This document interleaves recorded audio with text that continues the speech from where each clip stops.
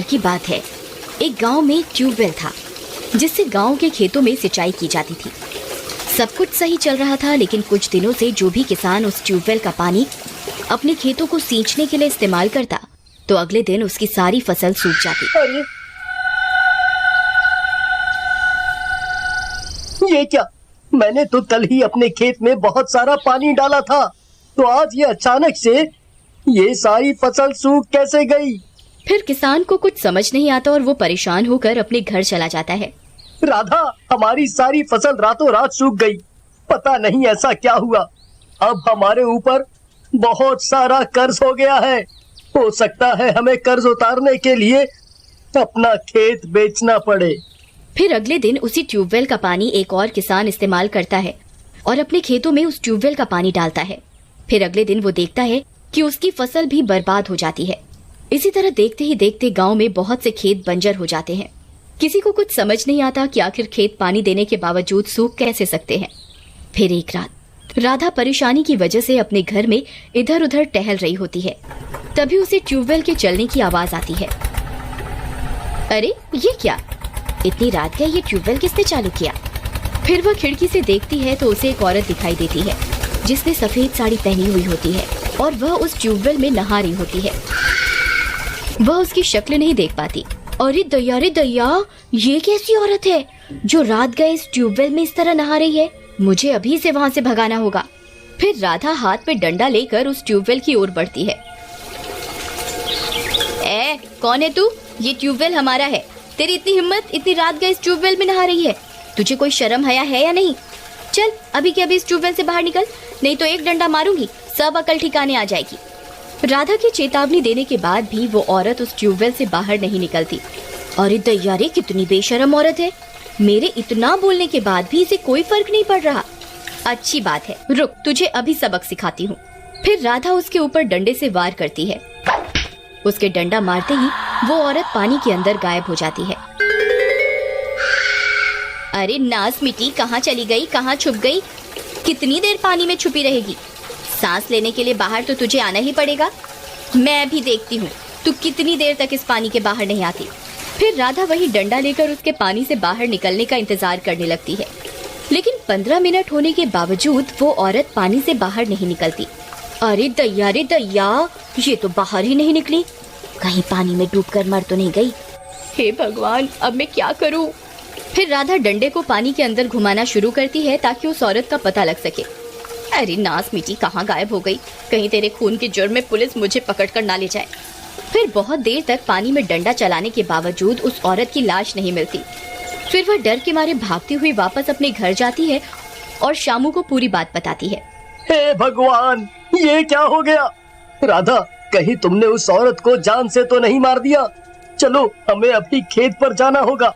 फिर वे दोनों खेत की तरफ जाते हैं और ट्यूबवेल में उस औरत की तलाश करने लगते हैं। वे दोनों ट्यूबवेल पर खड़े होकर डंडे से उस औरत को तलाशते हैं, लेकिन उस औरत का कोई नामो निशान नहीं मिलता। अजी, एक काम कीजिए, आप इस ट्यूबवेल के अंदर जाइए और उसकी तलाश कीजिए। फिर शामू उस ट्यूबवेल के अंदर कूद जाता है और उस औरत को अपने पैरों से ढूंढने लगता है। अजी, ये पैरों से क्या तलाश रहे हो जी? पानी के अंदर जाके क्यों नहीं तलाश करते? फिर शामू पानी के अंदर जाकर उसकी तलाश करता है। राधा कुछ देर तक वहीं इंतजार करती रहती है, पर शामू पानी से बाहर नहीं आता। अजी, कुछ मिला आपको? अजी, सुनते हो? अब आप कहाँ गए जी? हाँ जी, सुनिए। राधा बहुत घबरा जाती है। हे भगवान, अब ये कहाँ रह गए? अरे मर गई रे, अब तो बहुत देर हो गई। ये इतनी देर बिना सांस लिए कैसे जिंदा रहेंगे? अरे मर गई रे। अजी, सुनते हो? आप कहाँ हो? मुझे अभी किसी को मदद के लिए बुलाना होगा। फिर राधा भागती हुई जाती है और सरपंच का दरवाजा खटखटाती है। अरे सरपंच जी, सुनिए, जल्दी बाहर आइए ना, मैं तो बहुत बड़ी मुसीबत में फंस गई हूँ। अरे क्या हुआ राधा? तुम इतनी घबराई हुई क्यों हो? क्या हुआ? फिर राधा सरपंच को पूरी बात बताती है। ऐसा कैसे हो सकता है? उस ट्यूबवेल की गहराई तो मात्र 4 फुट ही है। भला उसमें कोई कैसे डूब सकता है? चलो मेरे साथ, मैं अभी देखता हूँ कि आखिर माजरा क्या है। फिर सरपंच अपने साथ कुछ गांव वालों को लेकर ट्यूबवेल की ओर चल देता है और कुछ ही देर में वे सब वहां पहुंच जाते हैं। अरिया, जरा ट्यूबवेल में जाके देखो तो क्या गड़बड़ है। फिर हरिया ट्यूबवेल में उतर जाता है। तभी अचानक से हरिया भी ट्यूबवेल के अंदर डूब जाता है और बाहर नहीं आता। उस ट्यूबवेल से डरावनी डरावनी आवाजें आने लगती हैं। अरे मर गई रे सरपंच जी, अब ये हरिया कहाँ रह गया? इतनी देर हो गई, ये बाहर क्यों नहीं आया अब तक? अरे हरिया, तुम कहाँ हो? हरिया, हरिया, क्या तुम मुझे सुन सकते हो? हरिया, अरे कमबख्त, कहाँ मर गया? बाहर क्यों नहीं निकलता? कालू, बहुत देर हो गई, हम और इंतजार नहीं कर सकते, नहीं तो बिना सांस के हरिया मर जाएगा। तुम जल्दी ट्यूबवेल में जाओ और उसे बाहर निकालो, कहीं वह बेहोश ना हो गया हो। सरपंच जी, रामू को बोल दीजिए ना, मुझे थोड़ा जुकाम हो रहा है और पानी भी ठंडा होगा। रामू, अभी के अभी इस ट्यूबवेल में जाओ और हरिया को बाहर निकालो। ठीक है सरपंच जी, जैसी आपकी आज्ञा। फिर इतना बोलकर रामू भी उस ट्यूबवेल में उतर जाता है। तभी उसे एहसास होता है कि कोई उसका पैर अंदर की ओर खींच रहा है।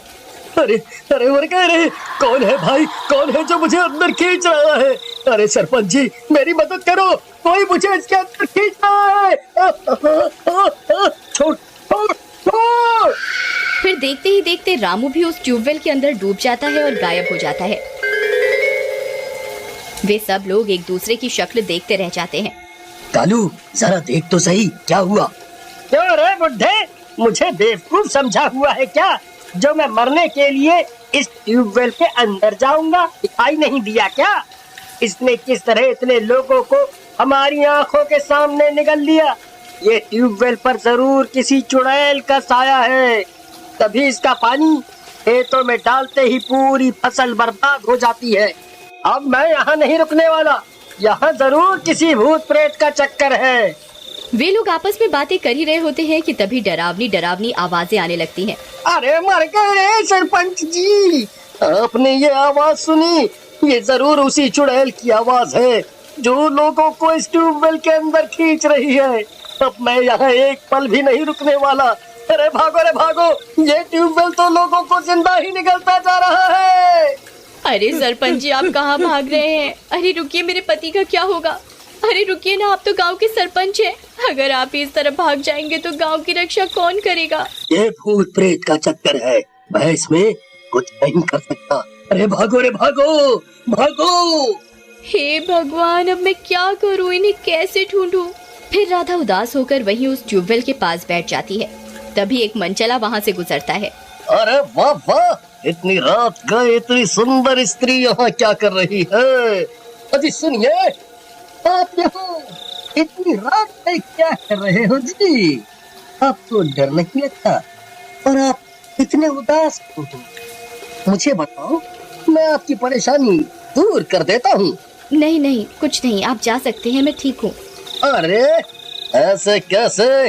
अब तो मैं आपको अपने साथ लेकर ही जाऊंगा। हाँ। फिर इतना बोलकर वह मनचला उसका हाथ पकड़ लेता है और उसके साथ जबरदस्ती करने लगता है। चल चल मेरे साथ चल। अरे ये मैं किस मुसीबत में फंस गई। अच्छा बाबा ठीक है, मैं तुम्हारे साथ चलती हूँ, लेकिन मेरी चप्पल इस ट्यूबवेल में गिर गई है, जरा वो तो निकाल दो। ले, इतनी सी बात, अभी निकाल देते हैं। फिर जैसे ही वो चप्पल निकालने ट्यूबवेल में उतरता है, कोई अदृश्य शक्ति उसे भी अंदर खींचने लगती है। अरे ये क्या हो रहा है? अरे अरे कौन है? कौन है? और देखते ही देखते वो मनचला भी उस ट्यूबवेल के अंदर समा जाता है। अगर आप आगे की कहानी देखना चाहते हैं तो प्लीज कमेंट बॉक्स में जरूर बताएं।